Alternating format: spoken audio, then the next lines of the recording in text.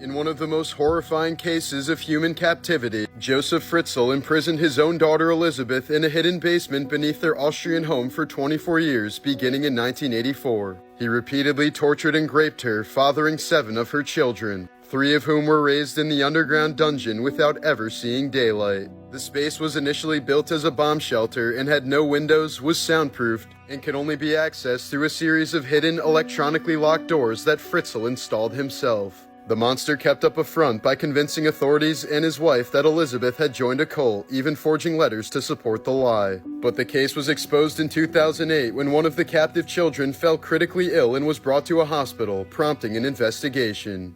Fritzl was arrested, convicted of many awful crimes, and sentenced to life in a psychiatric facility. The dungeon was later sealed with concrete, while Elizabeth and her surviving children were placed under new identities.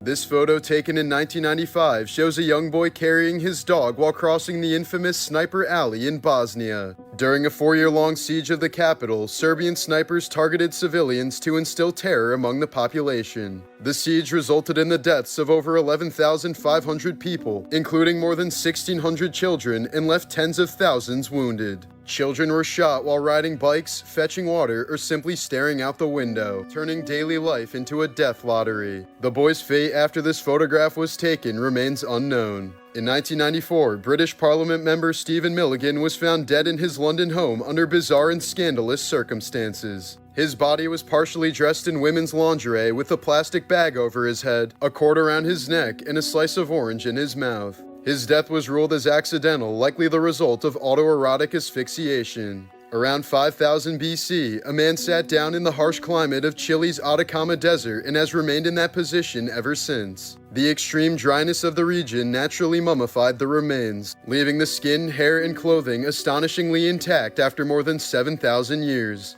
In other words, he's been Chilean there for a long time. Actor Daniel Hovels accidentally slit his own throat on stage during a 2008 theatrical performance after his prop knife was somehow switched out for a real one. The audience initially thought it was all just an elaborate special effect. The blade had just barely missed Hovels' carotid artery, but he was back on stage the next day. The leading cause of death for pregnant and postpartum women in America is homicide. This is often driven by partner violence that is escalated or triggered by the pregnancy, stemming from jealousy, fear of responsibility, and financial stress. In 2014, a crematorium in Virginia caught fire during the cremation of a 500-pound body. The excessive body fat caused the furnace to overheat, igniting the building's roof. A Florida musician known as Prince Midnight constructed a fully functional electric guitar he dubbed the Skelecaster, using the skeletal remains of his deceased Uncle Philip. Philip had donated his skeleton to a medical college in Greece, but after 2 decades, the school no longer had any use for them, so the remains were returned to his family. Prince Midnight decided to honor his uncle, who introduced him to heavy metal music, by turning his ribcage, spinal column, and pelvis into a guitar. Juana Barraza, known as the Little Old Lady Killer, was a Mexican professional wrestler who murdered at least 16 elderly women in Mexico City between 1998 and 2006. She posed as a social worker to gain access to her victims' homes, then strangled them, often with cords or her bare hands, and stole their belongings. Her strength and wrestling background, performing under the name the Lady of Silence, made her attacks especially brutal. Panic gripped the city as authorities struggled to solve the case until she was finally caught fleeing a murder scene. Barraza later confessed to deep resentment toward her abusive mother and was sentenced to 759 years in prison. Vlad the Impaler earned his name through the methodical terror he inflicted on his enemies. When the mighty Ottoman Empire invaded his territory in 1462, they were met with a nightmarish sight: a forest of 20,000 impaled corpses mounted on tall wooden stakes and left to rot beneath the scorching summer sun. The victims, captured soldiers, peasants, and anyone who defied Vlad, including children, were arranged with chilling precision, their decomposing bodies spreading a stench of death for miles. Upon seeing this grotesque display, Sultan Mehmed II was so disturbed that he ordered his army of 100,000 men to retreat. While filming Jackass number 2, Johnny Knoxville attempted a motocross backflip that went horribly wrong when the bike crashed down handlebars first directly onto his crotch. Knoxville was immediately rushed to the hospital, where doctors discovered the trauma had torn his urethra and partially detached it from his bladder. For the next 3 years, he had to perform painful self-catheterization twice daily to keep the torn tissue from sealing shut. He later described the sensation of pushing a tube through the raw, unhealed tissue as like jamming a knife into an open wound every single day. The risk of infection was constant, and any mistake could have led to permanent urinary dysfunction or worse. In 1912, 4-year-old Bobby Dunbar vanished from his family's tent during a camping trip in Louisiana, sparking a frantic 8-month search. He was eventually found in Mississippi with another family who insisted that he was actually their son, Bruce Anderson. But sadly, the Andersons didn't have the money to fight this in court, so they lost custody of the child. The Dunbars took the boy home and raised him as their son Bobby Dunbar for the remainder of his life. Decades later, in 2004, DNA testing confirmed that the boy they took from the Andersons was not Bobby Dunbar, as the real Bobby Dunbar's fate remains unknown to this day. Actor Gaten Matarazzo, who plays Dustin in Stranger Things, was born with a rare genetic condition called cleidocranial dysplasia, affecting the development of bones and teeth. The condition left him without collarbones, caused severe dental issues, and required multiple painful surgeries. He was initially rejected from acting roles due to his appearance and speech, as his future in entertainment looked quite grim until Stranger Things incorporated his condition into the character. In more severe cases, CCD can lead to skull malformations, fragile bones, and life-threatening complications. Gaten now uses his platform to raise awareness and support others living with the condition. Nanny Doss was a seemingly sweet, smiling woman who murdered at least 11 members of her own family between the 1920s and 50s. Her victims included 4 husbands, 2 children, her own mother, 2 sisters, 2 grandsons, and a mother-in-law, most of whom died mysteriously in their sleep or after sudden bouts of illness. Doss used arsenic-laced foods, poisoned drinks, and other subtle methods to kill, often collecting the insurance money of the victims after murdering them. When she was finally arrested in 1954, she giggled through her confessions, earning her the nickname the Giggling Granny. Pop icon Claude Francois, often hailed as the French Elvis, met a gruesome end in 1978 when he tried to fix a flickering light bulb while standing in a bathtub filled with water. The 39-year-old received a severe electric shock that immediately fried his internal organs and stopped his heart. A family preparing to bury a loved one was shocked to find that one of the burial plots they had purchased was already occupied. Despite extensive efforts, no one could determine who the mystery individual was or how they ended up buried there. Rather than exhume the remains, the family decided to let the unknown person rest in peace, marking the grave with a headstone that simply read, "Random Person." In the 1960s, the CIA was looking for creative ways to spy on the Russians without being noticed. That's when they came up with the genius idea to use a cat to record Russian conversations. A veterinary surgeon implanted a microphone in the cat's ear and a radio transmitter at the base of its skull. The plan was for the cat to be released near a Soviet embassy and innocuously record any dialogue amongst the men. But after 5 years of research and $20 million in funding, the cat was struck and killed by a taxicab almost immediately.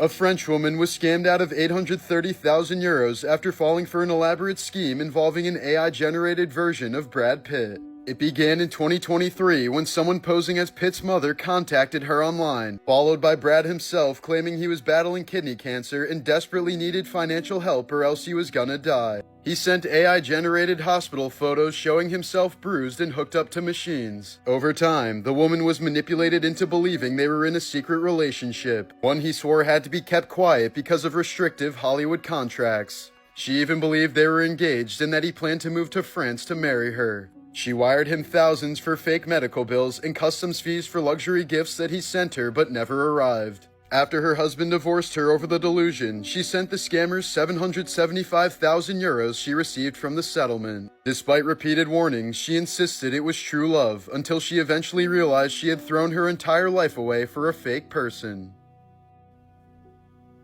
A poor spider that was posthumously named Lawrence got stuck in this glass and couldn't climb up the smooth surface. So it apparently tried to web its way to the top until its silk ran out and it eventually perished. In 2020, Russian influencer Yekaterina Didenko's 29th birthday celebration at a Moscow pool complex turned tragic when approximately 55 pounds of dry ice were poured into the swimming pool. Intended to create a fog effect, the dry ice produced a massive amount of carbon dioxide gas upon making contact with the water, leading to suffocation and chemical burns among attendees. 3 people ended up dying as a result, including Didenko's husband, who succumbed to his injuries in the hospital. In 2005, Thomas Montgomery, a 46-year-old married man from New York, created an online persona named Tommy, presenting himself as an 18-year-old Marine. Using this catfish, he began an online relationship with a 17-year-old girl from West Virginia named Jessie. But Montgomery's coworker, 22-year-old Brian Barrett, also became involved with Jessie online. When Jessie started shifting her attention to Barrett without him having to catfish her, Montgomery became consumed with jealousy. Eventually, Montgomery ambushed Barrett in their workplace parking lot and shot him 3 times with a military-style rifle, with 1 bullet piercing his neck as he sat in his car. Tommy was later arrested and pleaded guilty to second-degree murder, receiving 20 years in prison. But the story didn't stop there. In a final shocking twist, it was revealed that the teen girl they'd both been obsessed with was actually a 45-year-old housewife who was using her daughter's photos to catfish men online. In 2002, New York City bartender Sean Doyle was out drinking with his friend Michael Wright when a drunken argument suddenly broke out after Wright accused Doyle of flirting with his girlfriend. In a fit of rage, Wright threw Doyle down an open manhole and he immediately started screaming in agony from below. The shaft led down to a steam tunnel where a ruptured vent had caused the water temperature to reach an estimated 300 degrees Fahrenheit. Doyle survived the fall and was pleading for help while trapped in the boiling water, but the heat and steam were far too intense for rescuers to reach him. Witnesses reported hearing his screams echoing through the streets like a whistling tea kettle, then abruptly stopping. His body was finally recovered 4 hours later, and the medical examiner later described the scene as one of the worst she'd ever seen. The metal of his belt buckle had partially fused with his pelvis, and steam had filled up his lungs until they completely ruptured. His skin had completely peeled away, and his organs were essentially steamed like a lobster. In 2012, a freak accident saved this woman's life in the craziest way possible. 42-year-old Donna Barber was at a family gathering in Arkansas when her teenage son accidentally shot her straight in the neck with a bow and arrow. The arrow pierced the side of her throat just inches from her carotid artery, close enough that she could feel her pulse pounding against the shaft. For a moment, Dawn remained standing in shock before collapsing in a pool of her own blood. As her family screamed in panic, some believing they just witnessed her death, she was rushed to the hospital in critical condition. But during emergency scans, doctors made a chilling discovery. Nestled deep in her neck, not far from the arrow's path, was a cancerous tumor growing in her thyroid. It hadn't caused any symptoms yet, and without the arrow, it likely would have gone unnoticed until it was far too late. Surgeons carefully removed the arrow then the tumor in a single surgery, and Dawn miraculously went on to make a full recovery.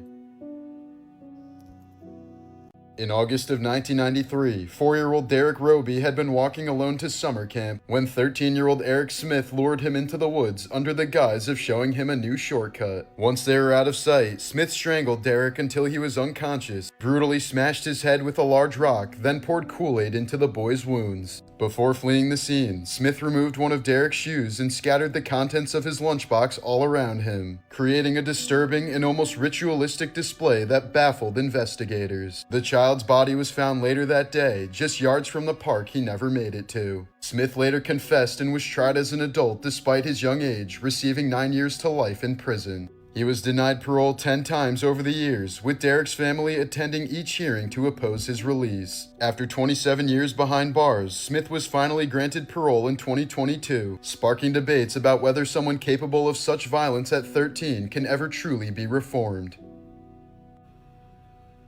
In the summer of 1974, 18-year-old Disneyland cast member Deborah Gale was assigned to the newly opened America Sings ride in Tomorrowland, a rotating theater that featured animatronic animals singing songs from different eras of American history. The attraction had only been open for 9 days when something went horribly wrong during her shift on July 8th. At some point during the rotation, Deborah became caught in a narrow gap between a moving theater wall and a stationary platform. As the mechanism turned, she was crushed in the machinery, likely killing her immediately. Guests seated nearby heard her screams followed by a loud thud, but tragically mistook both for sound effects from the show.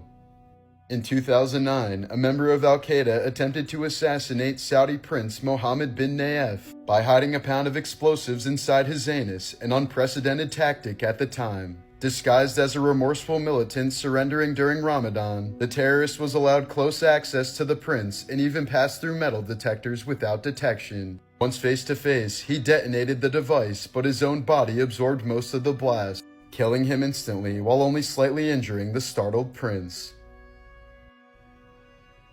Adult star Fay Reagan appeared in over 400 films before vanishing into obscurity following her 2014 retirement. Her life quickly spiraled into constant legal troubles, hard drug use, and homelessness. On May 7th of this year, she mysteriously disappeared from East Charleston Boulevard in Las Vegas, a corridor infamous for crime and desperation. Last seen wearing green sweatpants and carrying a backpack, Reagan has not been seen or heard from since. Photographer Sam Davis captured the incredible moment a snake eel burst out from a heron's stomach while the bird was still flying, having chewed its way through the heron's throat using its pointed tail. Both animals were likely fatally injured. In the 90s, Disney planned to open a theme park called Disney's America near the Civil War battlefields in Virginia. A Disney executive said the park would let visitors feel what it was like to be a slave. Amid intense public outrage and political pressure, Disney ended up scrapping the disastrous project. In 2018, Demi Lovato was found unconscious in her Los Angeles home after ingesting a mix of heroin laced with fentanyl. Her assistant discovered her unresponsive and thought she was already dead since her skin had turned blue. Paramedics administered Narcan to save her life, but what followed was far worse than most people realize. Lovato suffered 3 strokes, a heart attack, and severe brain damage due to a prolonged lack of oxygen from the overdose. She was legally blind for several days and still has blind spots in her vision which affect her ability to drive. She had developed organ failure and placed on dialysis as doctors told her she was only minutes away from death. Even after surviving, her motor skills were severely damaged and she had to relearn how to walk. Demi later admitted that she had asked her dealer for heroin but was instead given fentanyl without her knowledge. Lovato has since spoken openly about the trauma, referring to the near-death experience as the biggest wake-up call of her life. Celine Dion lost both her husband and brother to cancer within the same week in 2016. She performed shortly after their deaths, later saying the stage was the only place she didn't feel pain. In 2021, a 45-year-old man named Thangula Satish died in India after his rooster, armed with a 3-inch blade for an illegal cockfight, slashed his groin as it tried to escape, severing a major artery and causing him to bleed out before he reached the hospital. The rooster was briefly detained at a police station before being transferred to a local farm. In 1974, the mutilated body of a woman was found neatly placed on a beach blanket in the dunes of Provincetown, Massachusetts. Her hands were missing, her teeth removed, and her skull was crushed on one side, yet her hair was styled and her toenails painted. Known for decades only as the Lady of the Dunes, her identity remained a mystery despite widespread speculation. Over the years, she was linked to escaped convicts, mob enforcers, and even a missing extra from the film set of Jaws.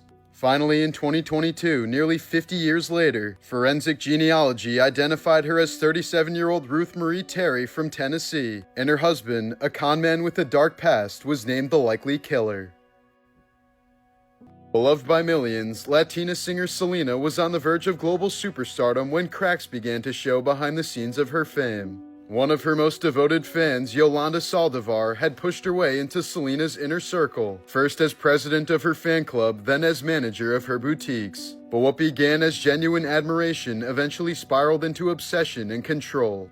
Yolanda grew possessive, isolating Selena from others, and was soon suspected of embezzling money. In March of 1995, Selena met her at a Corpus Christi motel to retrieve crucial financial documents. Backed into a corner and fearing exposure, Yolanda pulled out a revolver and shot Selena in the back as she tried to leave. Selena managed to run nearly 400 feet to the lobby, leaving a trail of blood behind her before collapsing.